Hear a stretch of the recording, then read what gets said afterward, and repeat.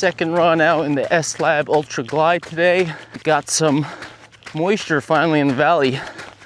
Snow up high, but it's wet and muddy down here, so I do have to stay off some of my typical trails. So I'm heading up this hill here. I think it's a good kind of track for these. See how they do on the up and down. So with this run and my first test run, I'm gonna have about 20 miles in these within 48 hours of them arriving at my doorstep, which is pretty good.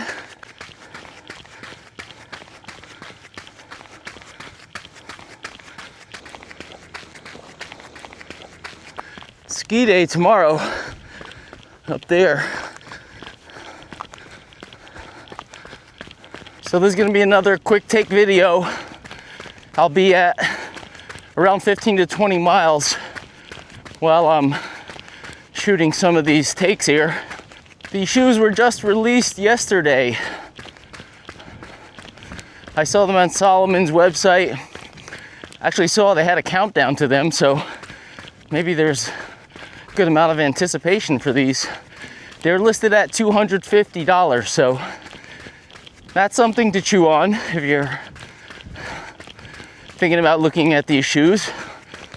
Hopefully I can provide you some information here, help you make that choice, forking over that amount of cash. Stack is listed at 41.35 millimeter here, 6 mil drop. As you see me flexing the shoe here, there's pretty good torsional flexibility, I would say, for 41.35, okay?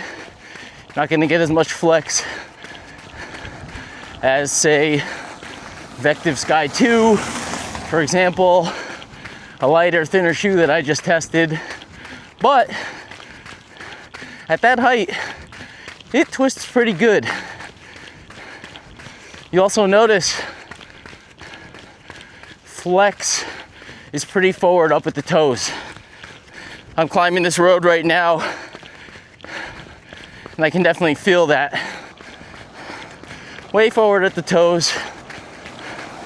It's pretty good at the climb, giving you some support from the midfoot through the rear. So I just ran into a buddy. He was coming down this road here, and I was telling him, he saw me filming. I said, yeah, I'm out here testing these Ultra Glides. He was in Speed Goats, and he was like, oh yeah, I like these shoes, but the exposed foam at the bottom of the shoe just gets totally chewed up. So he's taking a look at the outsole here, and I was trying to point out kind of the concave or dimpled design kind of thing.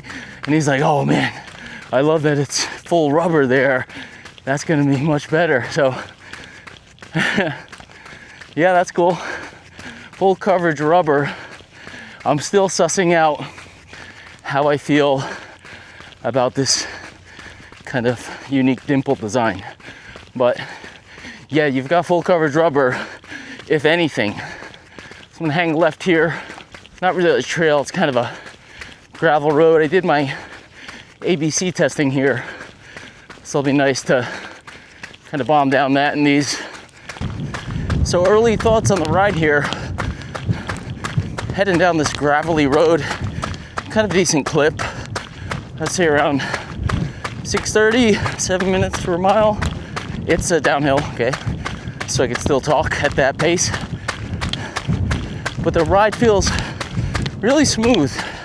It's not a soft or mushy midsole. Not firm either. It's very nice. Like I said, I don't know about those dimples just yet, but the shoe overall seems to be absorbing impact very well.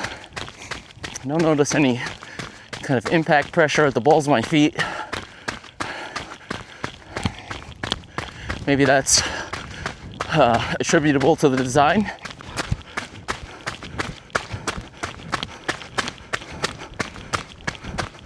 So I'm gonna hang right over here. I will run into mud at some point, then I'll turn around. But I think this first part here get a good section of runnable terrain. Yeah, the shoe was released about a little more than 12 hours ago at this point. In the interest of getting some information out there to you guys, I'm gonna do a minimal cut edit on this one. Try to get it out quick. I've been pushing a lot of content for both Road Trail Run and my own channel, Humble Running. I've been improving with my editing and my speed. So I'm gonna try to get this one out quick. Minimal editing. Hope you don't mind. May not end up as polished as some of the other ones, but you'll get the goods quicker. At least the first take. Side note, I checked on the box and the white color of these shoes is listed as vanilla ice. And I am wearing my sugar ice 2-in-1 shorts from Compressport, which I love. I went ahead and ordered 3 more pairs. I saw that they went on sale. I guess not as much interest in white shorts. I don't know, I think they're awesome. So I ordered 3 more pairs of these guys in a size medium. So I tested a small. I've got 3 more in a medium, and the medium is just right. So, sugar ice on the legs, vanilla ice on the feet here. All right, that's it. Start to run into some mud. Quick turnaround. I'll go back, continue running up the road there. Let's actually head down this little steep section here, just for fun.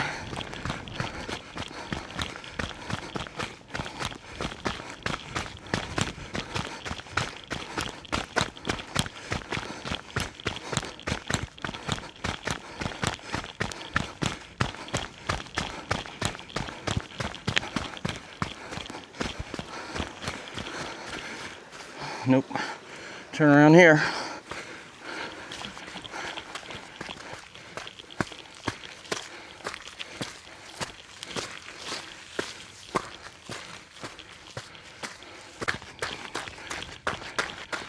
So take a quick look at the upper here. I've got these in a US 9.5. They're 10.7 ounces, which is not super light, but competitive for the Stack 4135, especially with that full coverage outsole, like I mentioned before.